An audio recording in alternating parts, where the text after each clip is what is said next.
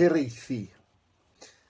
A fo ma yn fyd, heb eiriau ar ôl ymhoced fy nghot i'w rholio a'i tanio a'i hanadlu'n ddwfn.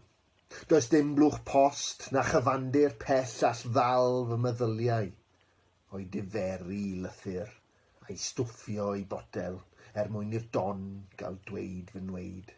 Niweidiwyd fy nhafod yn ormodol gan siwrne seithig y gysan a geisiais gennyt, fel na ddaw llais rhagor o'm llwng.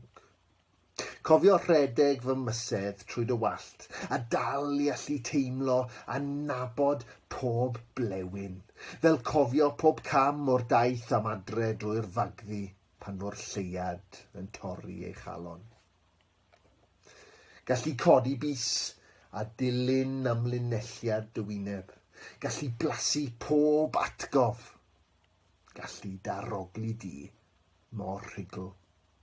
A fo ma mor fyd dan feddwl, a'i rhyw iaith yw Hiraethu.